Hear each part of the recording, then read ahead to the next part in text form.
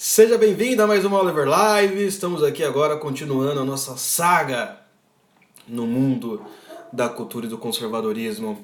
Então vamos continuar onde nós paramos, né? Nós falamos do problema dos conservadores, né? Aqueles que estão no século XVIII, aqueles que estão só vivendo hoje na cultura presente e não chegam em lugar algum, correto? Tudo bem, Christian? Como é que você tá? Ótimo. Vamos então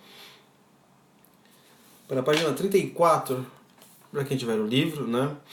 E aqui o autor Gregory Wolfe, ele vai estar falando sobre a sua experiência pessoal em relação, por exemplo, a como ele achava que apenas a política era a salvação para a humanidade, né? Era a única coisa que iria conseguir fazer que a humanidade saísse desse período de trevas, correto?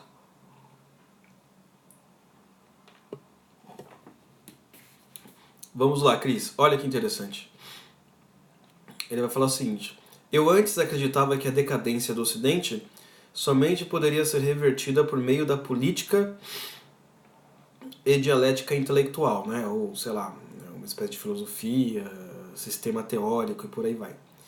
Agora estou convencido de que uma renovação autêntica só poderá emergir das visões imaginativas dos artistas e místicos, né? Isso está relacionado ao que eu falei na live anterior, não é? Então, a visão imaginativa dos artistas e místicos, né? Místico você pode incluir também santos, não é? Você também pode incluir santos da igreja ou grandes figuras religiosas do cristianismo, não é? Então o artista, veja bem, o artista não é necessariamente ator não, tá? Ah, artista não é necessariamente ator, tá? Até porque são distintos aí a coisa, né? Então você lembra basicamente que eu falei que se você pensar bem, a Alemanha começa o nacionalismo alemão, o processo de nacionalismo, antes mesmo de surgir o Hitler. Então o nazismo, a sua raiz, começa muito antes, né? Você vai parar lá em Fichte, né, com a ideia da raça teutônica, ele falando que a Alemanha, etc., os jovens têm que ser captados para ser criado uma nova nação e por aí vai, não é? Então você vê, olha a importância disso, né? Então olha que interessante que ele vai falar aqui nessa parte. O conservadorismo teve um papel paradoxal. Ao mesmo tempo em que inspirava minha pesquisa, atrasava-a. Por um lado, pensadores conservadores me ajudaram a entender o que é a cultura e me apresentaram as riquezas de nossa herança ocidental.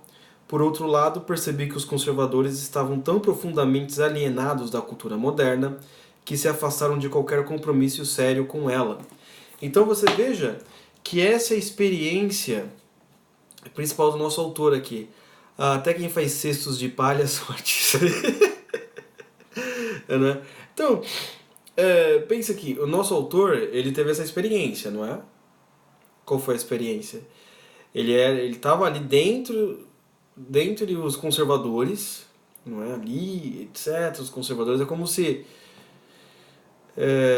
fosse aqui na Santa Generosa, etc. Ou não, acho que Santa Generosa não é um bom exemplo, mas assim, ali na nata. E ele percebia que estudando com conservadores existia um paradoxo aí. Qual que era? Primeiro, é legal, adquire cultura. Tá? E qual que é o segundo ponto paradoxal? Tipo, eles não se importam com a cultura de hoje. Eles só querem saber da de ontem. Isso o próprio autor passou. Não é? Ah, olha só, bem-vindo Mil e Nandinha. Obrigado, viu, Cris? Uma pessoa extremamente educada, nem tinha visto, né?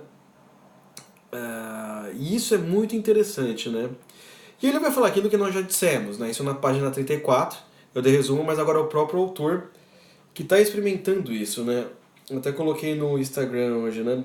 Durante algum tempo, concordei com a maior parte dos conservadores sobre a rejeição total da cultura moderna, mas eventualmente concluí que, definitivamente, essa não era uma posição conservadora.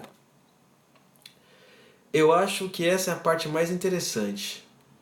Ah, não é? Essa é a parte mais interessante.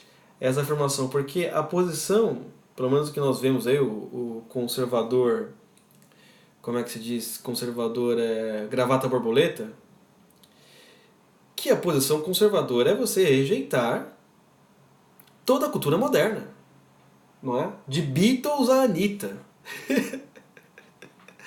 de Guns N' Roses a Lua Santana, né? E por aí vai, não é?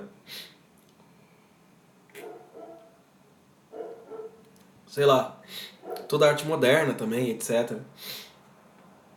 Essa é a posição conservadora, não é? Então você chega assim, qualquer coisa que você fala de hoje, o cara te dá um tapa. Não, o mundo moderno não presta, tal. E o legal é que o nosso autor, ele era assim, ou pelo menos ele viveu isso, então ele vai mostrar o caminho pra gente também sair dessa, né? Por quê? O que eles falam? Eles falam o seguinte, não, porque a cultura morreu, não é? Essa cultura está morrendo. Então nós temos que abandoná-la mesmo, pisar em cima, e quem sabe vem uma nova cultura melhor, etc.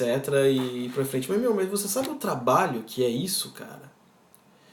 Sabe o trabalho que é você criar uma cultura do nada?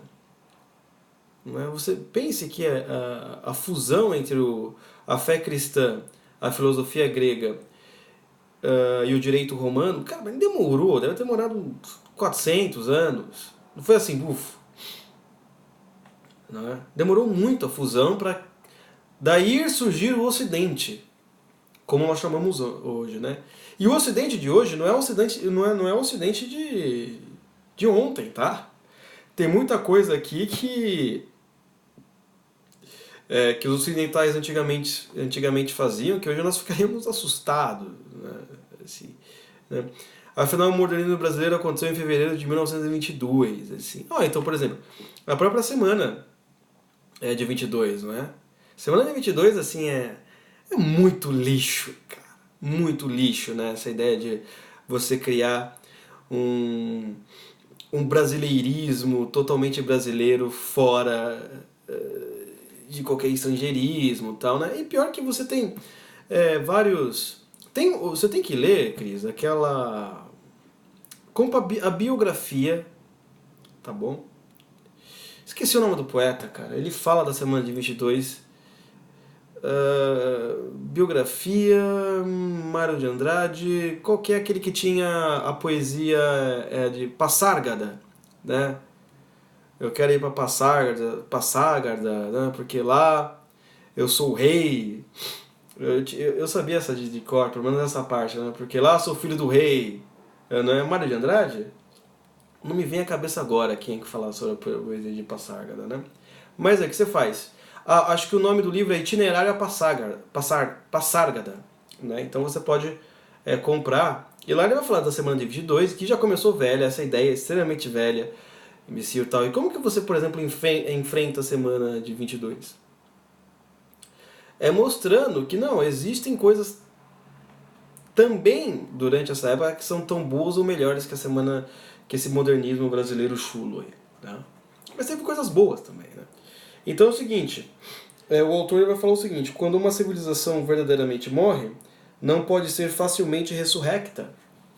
Então assim, não, nós temos que esperar essa civilização morrer, não é? Para que venha uma nova. Nossa, cara.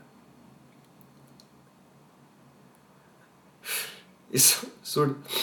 Mas tem gente que pensa muito assim. Não é? E pra você criar uma civilização do zero, dos escolhidos, você é louco. Então é melhor a gente tentar fazer alguma coisa, tá? Então obrigado. Depois a gente continua mais e até a próxima.